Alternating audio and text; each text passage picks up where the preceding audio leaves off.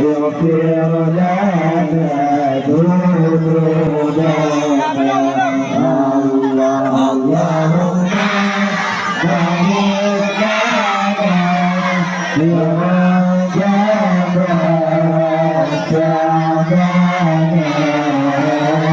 وبلغنا رمضان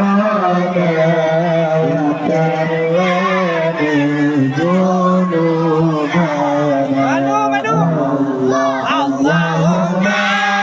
بارك لنا سراجنا وشعبنا وبلغنا رمضان اغفر لنا ذنوبنا